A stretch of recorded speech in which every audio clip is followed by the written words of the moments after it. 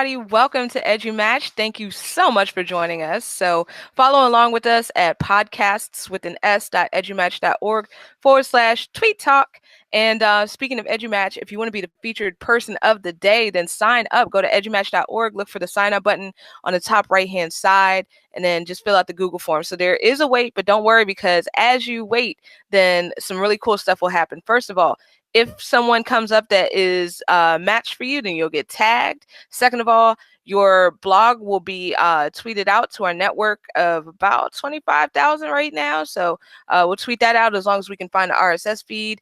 And in addition, we can add you to the Voxer group and just a whole lot of cool stuff. So today we have an awesome panel. As y'all can see, we're going to be talking about teacher joy and well-being, or educator joy and well-being. So got to give a huge shout out to Akila Ellison. She was originally scheduled to moderate this panel, but she's under the weather. So I told her, don't worry about it. Rest up, get better. I'll jump in for tonight, and then we're going to bring her back for a part 2. So we're just going to go ahead and have the panel members introduce themselves. So we'll be going from my left to my right. So we're going to kick things off with Dean. Hey everybody, my name's Dean Gainey from the city of Orlando, Florida.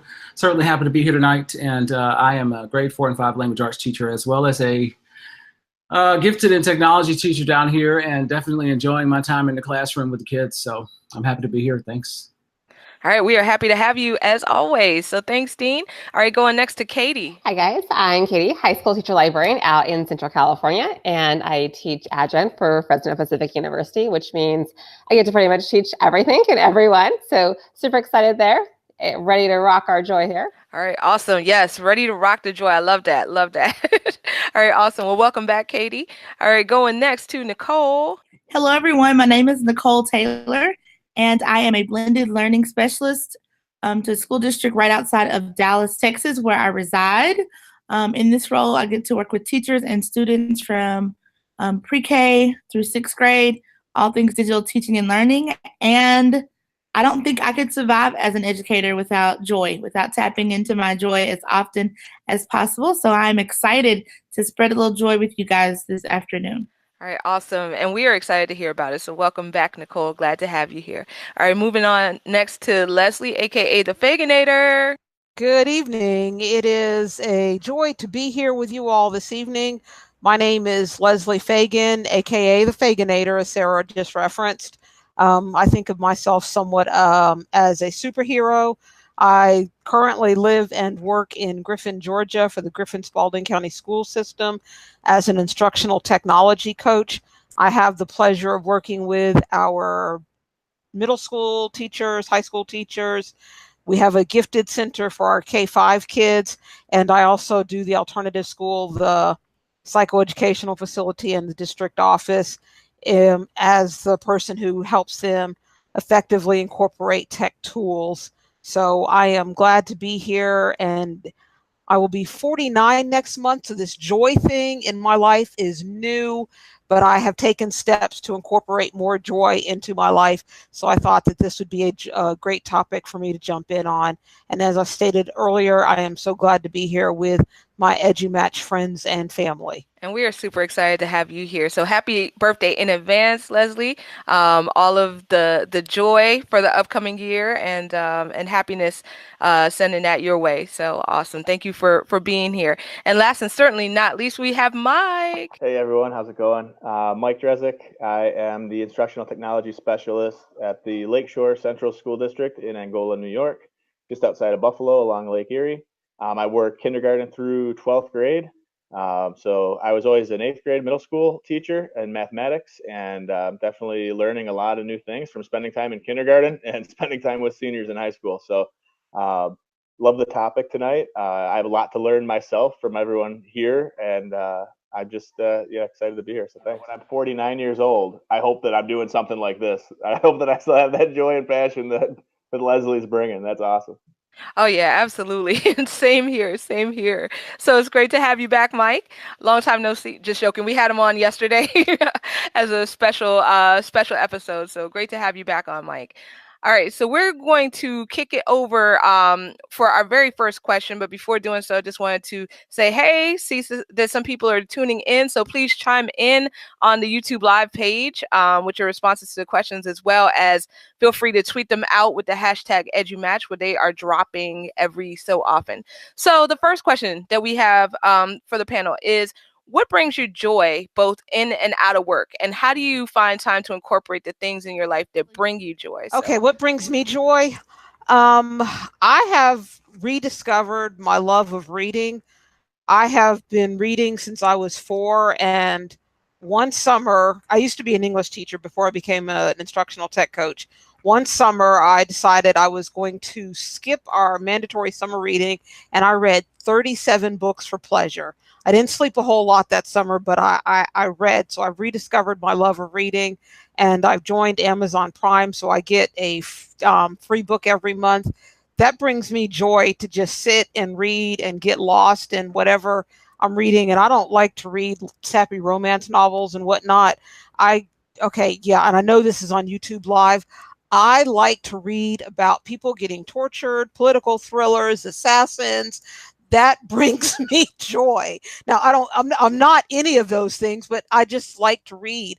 And I find that when I'm reading, I don't really care about all of the foolishness that's going on in the world. And also, I am a volunteer for Cub Scouts. Seeing, 6 to 10-year-old little boys building Pinewood Derby cars, that's a different perspective, because obviously I'm not a boy, but volunteering in the community brings me joy because our kids need positive role models. And I like that, the boys will come up to me and ask me questions, and I can tell them jokes and make them laugh, and I can help them, selling popcorn, whatever it is. Those are the things that I do to bring me joy. And also, I find that random acts of kindness bring me joy, because sometimes people are just having, horrible days. And if I can do something, like the other day I went to Chick-fil-A, and I love Chick-fil-A. So I just, hey, let me buy a cookie for my coworker. So when we had lunch, I gave her the cookie that put a smile on her face. Little things like that, putting a smile on somebody else's face, that makes me happy, because people have done the same for me in turn. So that's how Leslie's finding joy in her life right now. Love it. Definitely those random acts of kindness and just being kind to other people can make you feel better too. Great. All right. So we're going to go next to Nicole. So Leslie, I think we have a lot of things that bring us joy. That's probably why we're good friends, right? Why we kind of get along. I love to help people. That brings me great joy when I can meet a need. But like Leslie, I've spent the last couple of years reading so much for work that I would say the last 2 years or so, I've really started to pick up books that I love. I read Issa Rae's book. And after that, it was like I just kind of started to get back into, and she's my best friend in my head. And I just kind of started to get back into books that speak to me. I really love to read. I love poetry. I love live music. Anytime that I can go, because the music always sounds better in person than it does on the radio or on a CD. So anytime I can go hear live music, that really makes my heart skip a beat. Another thing that brings me joy is when I can create things, whether it's like sketchnoting or making a wreath or dusting off my sewing machine. Those kind of things that just kind of let me kind of chill out and connect, kind of, time to step away from the hustle and bustle of being an educator and a mom and a wife, and just do something for me on my own terms. Those kind of things really bring me joy. Absolutely. And we have like a little back channel going here, and just everybody's just kind of chiming in like, yep. Absolutely. So wonderful. Thanks, Nicole. All right. So Katie. Yeah, so something that really brings me joy, I found out, is just making and doing. Even though, yes, I'm guilty of like binge watching on Netflix, that doesn't really bring me joy. I want to go and do, if it's working on my garden, if it's making a dinner, if it's going to the gym, getting a workout in, just doing something, creating something that just makes me feel good about myself. And if I'm cooking, then it also helps other people feel good because they got a yummy meal coming. So the ripple effect of the joy going on. Definitely. Gotta love that ripple effect. And anytime you're in the DC area, I would take you up on that, Joy. So if you cook anything vegetarian. As far as joy goes for me, it's always been sports. I play a lot of ice hockey growing up, and even in my old age now of 36, with 2 little kids at home, I'll still jump out there and get on the ice every once in a while. And it's just nice because it just eliminates all of the distractions from the, like you said, the day-to-day hustle and the craziness. So I love the sports. I was never too much into reading, but I definitely am reading more and more professionally than personally. I think I'm gonna have to check out some of those torture books and see what I'm missing out on there. I don't know. And I think, just making sure that I take time for myself. It just gets so busy. And for me, it definitely has been sports, live music. Someone said that earlier. Who said that earlier? Was it Leslie? Or sorry, Nicole. Sorry. I'm a huge fan of live music, and with kids, I don't get to concerts as much anymore. But I'm hugely inspired by music. The Tragically Hip is one of my favorite bands. I've seen them 28 times live. Unfortunately, they're no longer due to the passing of the lead singer. But I'm actually working into a talk that I'm doing, how that love of music and that love of live music is connecting with education. So I'm trying to be creative in that way as well through that. So those are just a few things for me. And I think discovering new joys as I get older. So what brings me joy in and outside of school? First and foremost, just to see the smiles on people's faces when it comes to in school, and when the kids get it, when the light bulbs come on, that definitely gives me joy.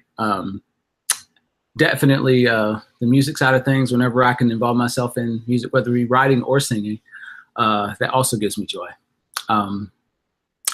I will also say, as a final response, drama, acting, being able to get out of myself for a little while and be somebody else is definitely a positive for me too. Thank you for learning and growing with EduMatch.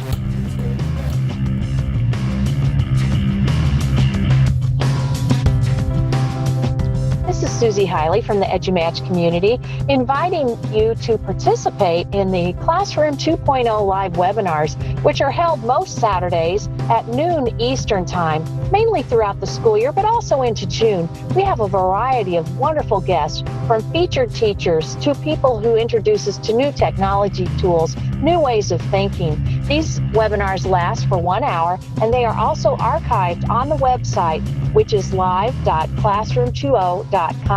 And the wonderful Peggy George makes an archive and a fabulous live binder with all of the links that are shared in the show. You may get a certificate if you participate live, and you may also request one if you watch the show in this archived version. You are listening to EduMatch. Today's topic is joy and well-being. So what does well-being mean to you? And are there any particular routines that you follow? I know for me, it used to be getting up at 4 a.m. and going to the gym, but now that's not bringing me as much joy anymore.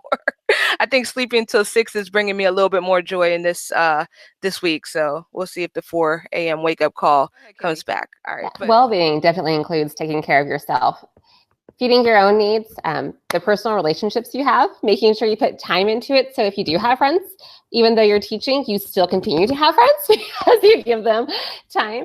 And then not losing sight of yourself, little things that make you happy. If it's a walk on your own, if it's getting your hair done a certain way, whatever, but blocking off time for you. And sometimes friends can sabotage that. So instead of telling a friend, hey, I can't meet with you, I've got to go to the gym, because they'll be like, oh, Jim, you can't just forget that. It's like, no, I'm sorry, I can't meet with you because I have an appointment.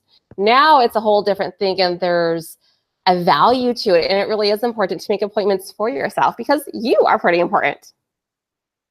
I love that, making those appointments for yourself. Absolutely, because those are very, very important. All right, so Nicole, how about you? Oh, I would say similarly spending time with myself. I do have 3 kiddos and a husband who demand a lot of time.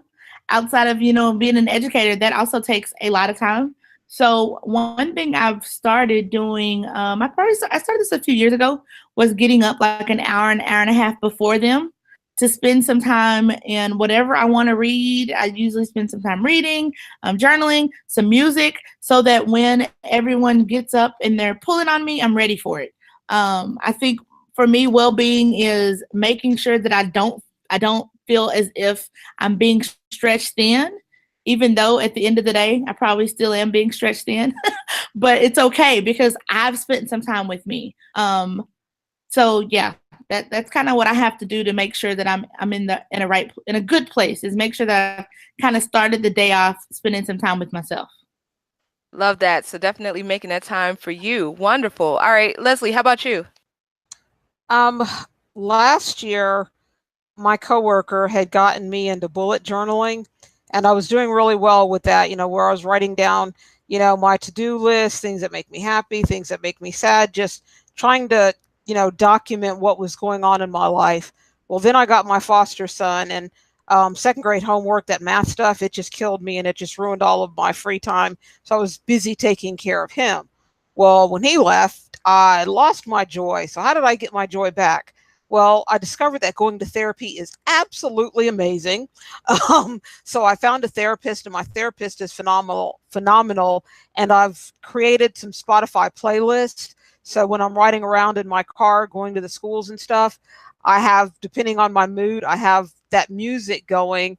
And I'm also back into my bullet journaling, because I find that when I just journal a little bit about what's going on each day, I can see, areas that I need to work on. And if something really good has happened, at the end of the week, when I go back and read it, it's like, wow, I forgot about that. And then putting it down on paper shows me that I think sometimes that things are just really kind of yucky in my life, but I have visual proof that there are some fantastic things going on.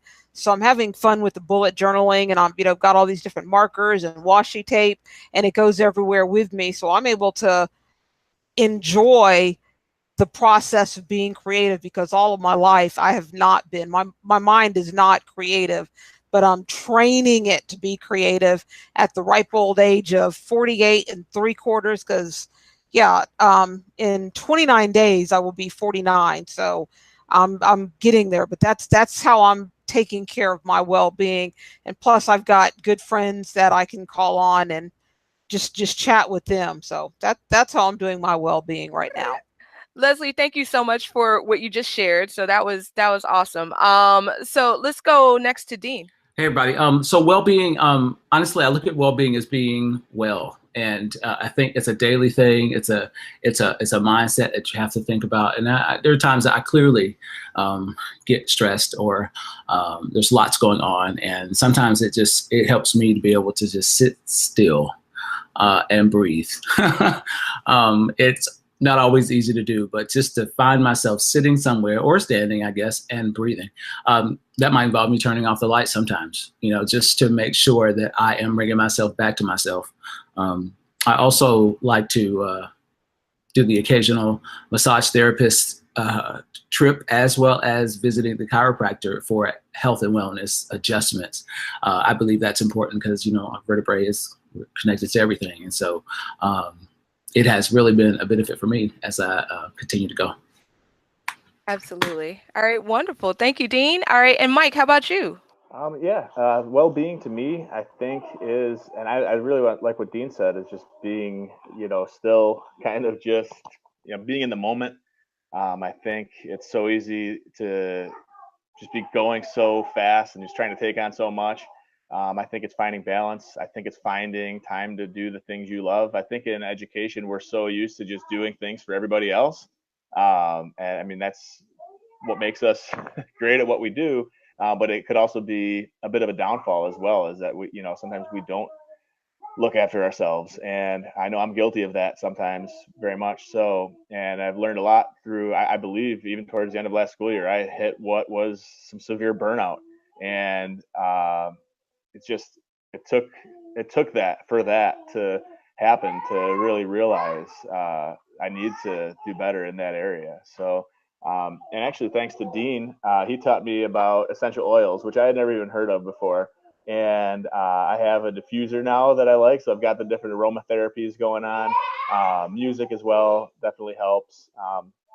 And I think even for me, it's been connecting with the spiritual side as well. I found a church in my area, and I hadn't gone for a really long time. And I've reconnected there, and I've been going there every Sunday for the past so many months. And it's nice because it's like another family that I never had before. So, and just obviously, you can find well-being through just being connected to other people. I mean, it's easy to be on an island. I know in the technology integration specialist role, I don't have a big department. So to lean on other people is huge. And it's just to find great people in this world that, especially are in education, where I find some of the best. And but yeah. Yeah, totally, totally. And I love the fact that you all are touching on like different dimensions of well-being. So, absolutely. So I couldn't agree more with what everyone said. You are listening to EduMatch.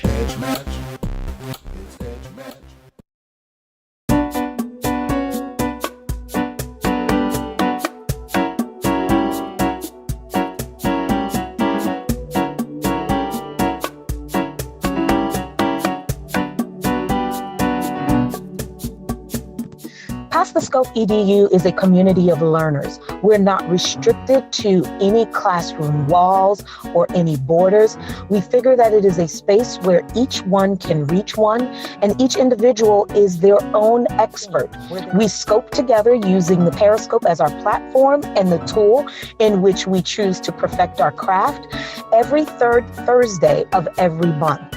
And this community of scopers comes together from sunup to sundown to share learning, to receive learning. And not only us as individuals, how we use this tool out in the community or our classrooms, but we also give students an opportunity to share their voice as well.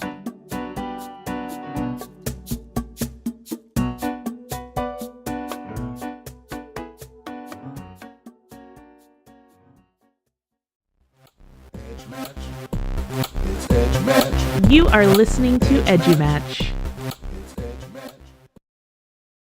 Fantastic. So we are going next to the following question about programs that you've seen schools or districts do to help promote well-being in staff or even in students. And I'll say that there's one that our insurance company is doing, and it's crazy because there's also a challenge that we do in EduMatch, like on the Slack channel, like counting the steps. So, got my Fitbit right here. I know Katie's part of it too. And and just trying to get the most steps, but they have like something similar with my insurance, and it's like school versus school and like company versus company. So not only are we battling as like teams of like departments, we're also battling, like our whole school district is battling the other districts. So it's pretty cool. So just wondering, some things that y'all have seen in schools or districts where they've been supporting educator and student just wellness and or joy. My school district got a grant a couple of years ago for what is known as Project Aware, and that stands for Advancing Wellness and Resilience Education, and it has done wonders in our district. And the Project Aware people, they're phenomenal. We have some mental health clinicians, we've had a lot of interns, and then there's some coordinators, and they've tied that in with our PBIS. They recognize birthdays for everybody, so you get a birthday card in the mail. They're monitoring what's going on with our students and the use of the internet. So if some student is, writing about they're thinking about killing themselves or anything like that, they jump on that immediately. If there's a tragedy in the community, the team is at the school. They, on our professional learning days, like we've done youth mental health first aid training. This Friday, we have adult mental health first aid training. They are providing all of these resources to help with our mental health, and pretty much anything you ask of them, they will make it happen for you. So it's nice to have that for the students, because, a lot of times our students feel isolated, and when they're writing about killing themselves or traumatic events that have happened, they don't realize, and I don't know why they don't realize it, because when they're doing something wrong, we always shut them down, on the internet, but they don't know that we have things flagged, so we're able to get them the help that they need. So that's one of the things that our district is doing, and I have seen incredible growth in the mental health of our students and our faculty because of this grant that we've gotten. And I think it's a 5-year grant. So hopefully we'll be able to sustain it after the money runs out, because the mental health and well-being of our students is paramount. If they've got issues going on outside of school, they're not going to learn inside of school. And same thing with the teachers. If the teachers are having issues at home, they are not fully committed to what's going on in their classroom. And Project Aware has helped turn that around for us. Love that. Thank you so much for sharing that, Leslie. Like, that is so important, to make sure that, like you said, that everyone is taken care of, because, if they're not, then they can't perform at their best. And, we need to make sure that we just love on everybody in our community, our students and our educators. All right, great. So, Dean, how about you? So 2 things I'll mention. One is something recently we had a training on, and it's Sanford Harmony, which is a program that my school is in the process of adopting that is a focus on social emotional learning and engaging kids in scenarios with strategies to be able to interrelate, interact with other kids, and create conversation, and really focus on that aspect of learning and how that is so important, moreover, than just trying to focus on the academic kinds of things. And another thing I will mention is yoga. We have a yoga rotation, and everybody at our school now goes through a yoga rotation at some point, where they're actually taught by believe it or not, a parent who is very much involved in the whole yoga aspect of things. And it has really transformed attitudes. It has transformed well-being. I mean, kids wanting to go and be there, and having strategies to practice in times of trial, or in times of uncertainty, even in their own lives. And naturally, these kinds of things transcend to us as well on a different level. But we have had opportunities as educators at our school to get involved in both areas. Absolutely. And I love how you have the community members, like the parent coming in. So everybody's kind of involved. You're pulling in all kinds of stakeholders. So that's awesome. Great. All right. So let's go next to Mike. One of the things that our school is doing, they're doing some work with trauma-based teaching, trauma-informed teaching strategies, getting the kids to understand the left side of the brain, right side of the brain. I remember I was over there helping teachers use Seesaw for their digital portfolios, and they were actually having the kids bring those in as far as strategies. The other thing too is we did an ed camp, and there was a big initiative on teacher well-being at that ed camp. It was a big wellness day that we did.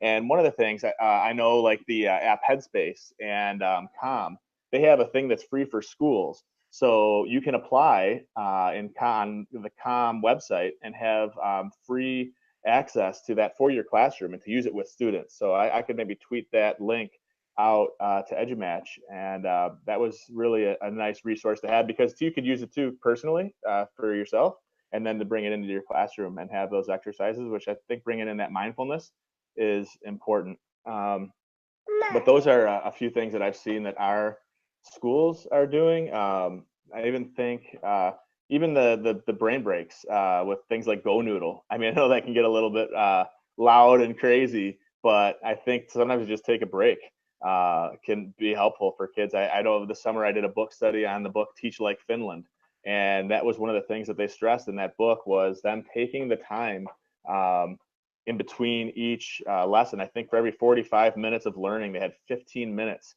of downtime between their next instructional session, which, and when you think about the way we do things, it's a lot of go. I know at the middle school, there was 3 minutes between each period. So just things like that, I think, is also learning from what others are doing out there in that department. So, but yeah. Awesome. Well, thank you so much for sharing about that. So really, really cool. So yes, I'm seeing a lot of success with schools that incorporate that early morning wake up in some kind of physical activity. The kids really enjoy it, and then they're in a better mindset to start off the day. We have at the other end, schools incorporating good wellness for their staff, which is activities at the end of the day. But if we can preempt that and get a kickstart in the morning, that really helps everyone. EduMatch. It's EduMatch. EduMatch. It's EduMatch.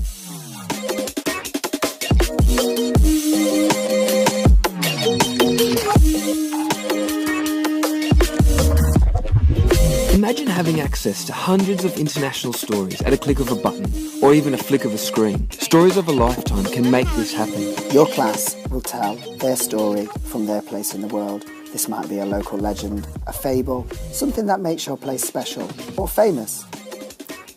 Children will tell these stories in videos using iPad apps. You'll upload that story to Vimeo and share that embed link with us. And we'll bring everything together in one place on the Stories of a Lifetime website. So what storytelling apps could you use? The website will give you a few ideas, but I'm sure you know many others. On the Stories of a Lifetime website, there's plenty of guidance to help you plan your story. And once your children have told it, submit it to us on the website too.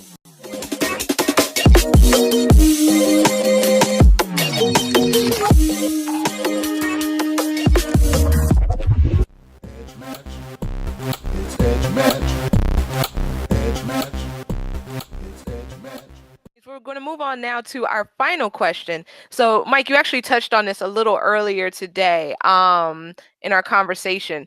But if someone is feeling kind of burnt out, then how can we, and Leslie, you touched on this too, then what are some tips that we could give them to help them find their joy or, or strategies for well-being?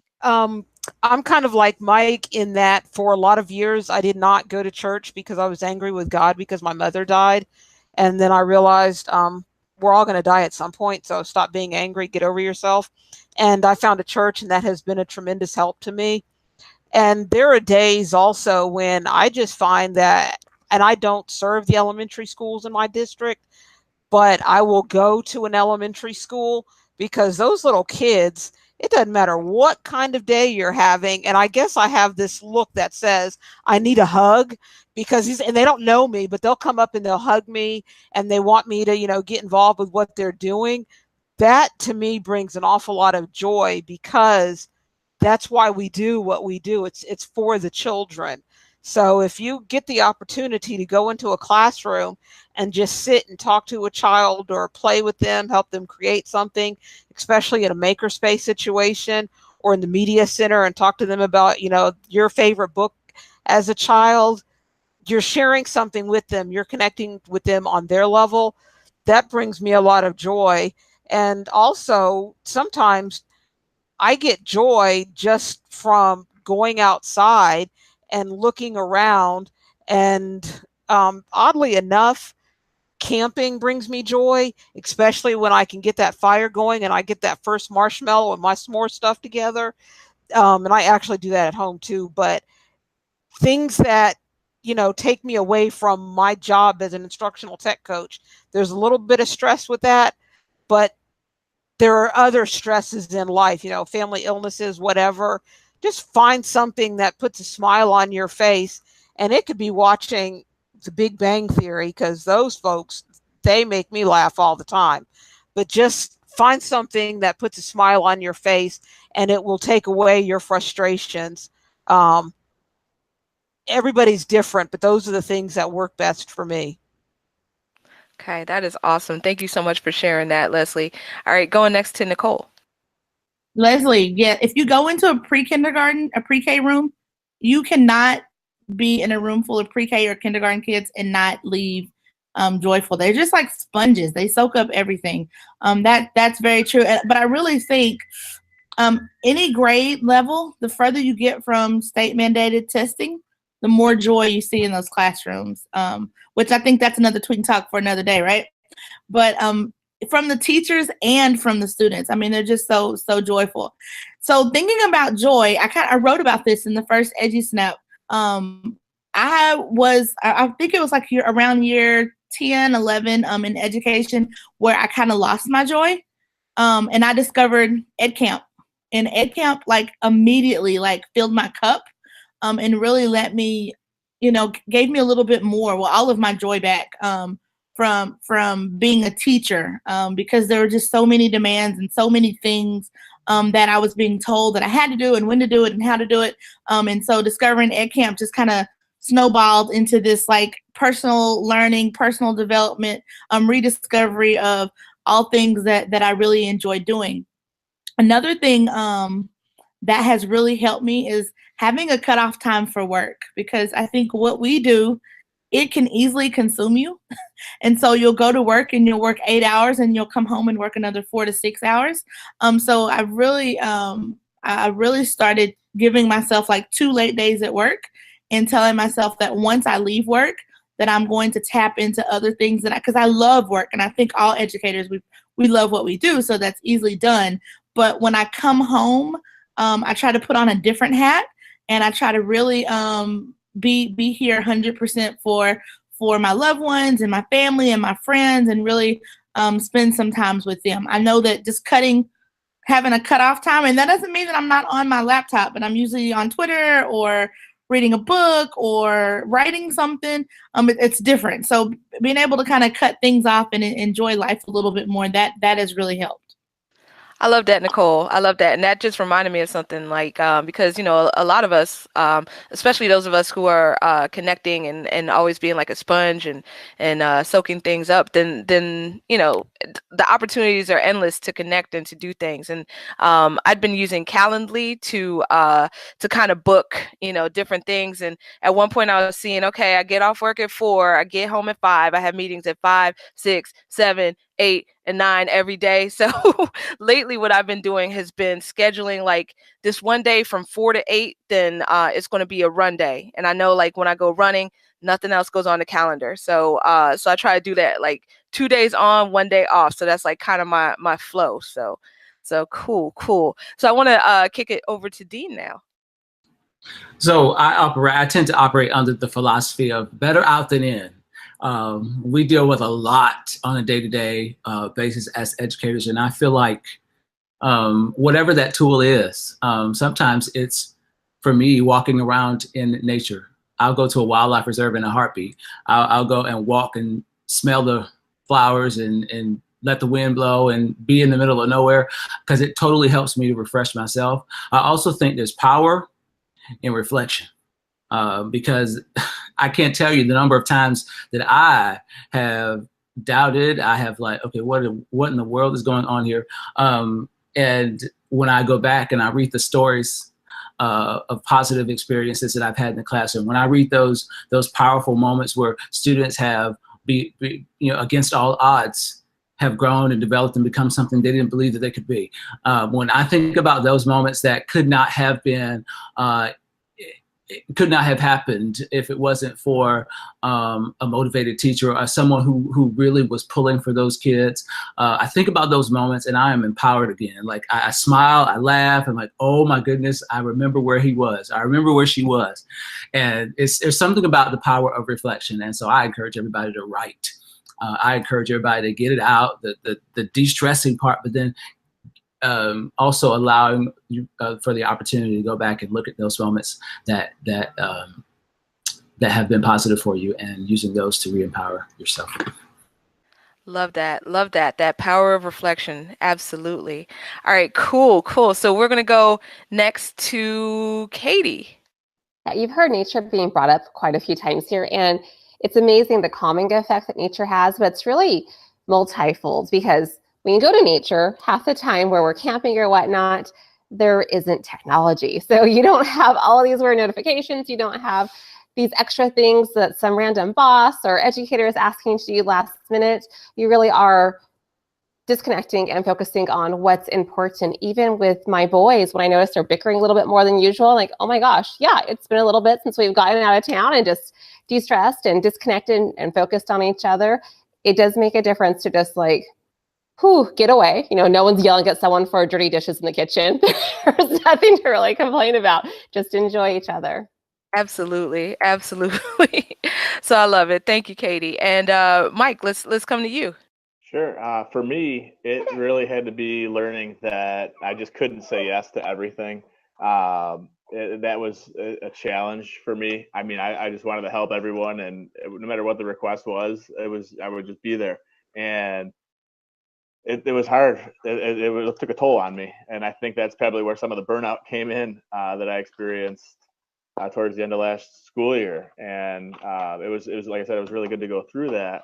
But I think taking time with the family. I love what Dean said about getting to nature, and what Katie said about, you kind of paying attention to your family's calling and understanding where they're at in relation to it. I mean, nothing's more important than family. And I think it is just imperative that we are aware. And like you said, we're like sponges. I mean, we want to be learning all the time. We want to be connected, and at the same time, unplugging is equally important. And I think things like this, I mean, just being able to hear from everyone else and hear other people's experiences and what they have gone through and strategies that they use, I think in learning that is super important. So. Absolutely. Yeah, we learn so much like with and from each other. So absolutely. These spaces for dialogue are just like everything. All right. So definitely want to thank all of you for being here tonight. This was such a great conversation. Thank you to everyone who's watching and who is tweeting along with us. Before we go, we do have one very special announcement. So I'm super excited. So we have among us someone whose book is about to drop very, very soon. So, Dean, would you mind telling us a little bit about the Why in You? Okay, so I will tell you that this book has been in the making for the past year and some change, and it truly is about the journey of someone to be and to do and to really understand themselves, and why it's so important to embody that journey as you become who you are, who you're going to be, how important it is that you are there because somebody's waiting on you to be you. And so lots of different perspectives, anecdotes, if you will, of my personal experiences, my personal journey about regarding me as an educator and how I came to be an educator, and many of the people who had a hand in that. And hopefully it will inspire you. Hopefully it will be one of those books that you want to put down when you pick up. And hopefully it will remind you of the journey and remind you of the person you really are and within, and give you that empowerment and motivation to keep going. So. Awesome. Loving it. Thank you so much, Dean, for sharing that with us. Thank you for sharing your experiences and your journey to find the why in you. So definitely wanted to recommend to everybody check that out. So it's available for pre-order right now on Amazon for the Kindle version. It's also going to be out in paperbacks. And wanted to once again thank everybody for being on panel. Next week at the same bat time, same bat channel, we are having a discussion on how to use social media for learning. So talking about us, talking about our students. So you can sign up if you want. Would love to have anybody on there who has something to share. So the link is podcast.edumatch.org/sign up. So hope to see you all then. And until then, have a great week. Edge Match. It's Edge Match. Edge Match. It's Edge Match. You're at Edge Match. Edge Match. Don't miss Edge Match. Don't miss Edge